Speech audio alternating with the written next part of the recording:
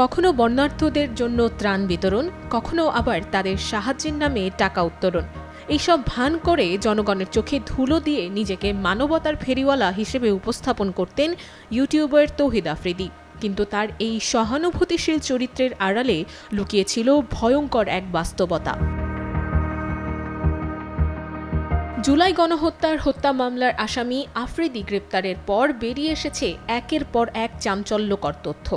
Bashundhara tissue অশুদ্ধতার বিরুদ্ধে এক বিন্দুও ছাড় নয়। অভিযোগ রয়েছে, মানুষকে সাহায্যের নামে টাকা তুলে সেই টাকা নিজের পকেটে রাখতেন তিনি। বন্যার সময় মানুষের পাশে দাঁড়ানোর ভান করে তারকাদের সঙ্গে পিকনিক করার ভিডিও সামাজিক মাধ্যমে এখনও পাওয়া যাচ্ছে। শুধু তাই নয়, সামাজিক মাধ্যমে সরব থাকা এই কন্টেন্ট ক্রিয়েটর ২৪ জুলাই গণ অভ্যুত্থানের সময় মুখে কুলুপ এঁটে রাখলেও পেছনে স্বৈরাচার হাসিনার পক্ষে ছক আঁকছিলেন। উত্তাল সময়ে আন্দোলনকারীদের বিরুদ্ধে একাধিক কন্টেন্ট তৈরি ও ফেসবুক, ইউটিউব, টিকটক এবং ব্লগে প্রচার করেছেন। এসবের মূল লক্ষ্য ছিল হত্যাকাণ্ডের বৈধতা প্রদর্শন করা।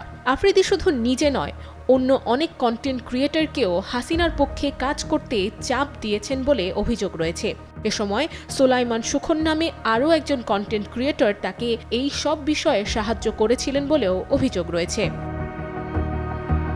এমনকি যেসব ইউটিউবার ও কন্টেন্ট ক্রিয়েটর তার কথায় রাজি হননি, তাদের শারীরিক ও মানসিক হেনস্থা করারও অভিযোগ রয়েছে। আরও ভয়ঙ্কর তথ্য হলো, তার টিম মেম্বার বা ঘনিষ্ঠ কেউ আফ্রিদির ভয়ে বা প্রভাবে তার বিরুদ্ধে কথা বলার সাহস পাননি। ইউটিউবারদের কাছে আফ্রিদি এক আতঙ্কের নাম, যে কেউ মুখ খুললেই তার কোনো না কোনো ক্ষতি নিশ্চিত। গ্রেপ্তারের পর তার বন্ধু রাহি ও ইউটিউবার তাহমিদ সামিন সহ অনেকেই এখন এই সব তথ্য প্রকাশ করছেন।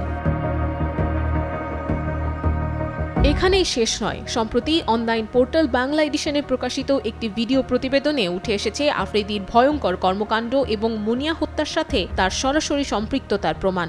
মুনিয়া হত্যাকাণ্ডের মামলা থেকে আফ্রিদিকে বাঁচানো এবং বসুন্ধরা গ্রুপের এমডি সাইম সোভান আনবিরকে উদ্দেশ্যপ্রণোদিতভাবে ফাঁসিয়ে ব্ল্যাকমেইল করার কাজে স্বৈরাচার হাসিনার মুখ্য সচিব কায়ে কাউসের সঙ্গে মাস্টার মাইন্ড হিসেবে জড়িত ছিলেন ডিবি প্রধান হারুনুর রশিদ, সাবেক আইনমন্ত্রী আনিসুল হক এবং বাংলার কসাই খ্যাত সাবেক স্বরাষ্ট্রমন্ত্রী আসাদুজ্জামান খান কামাল।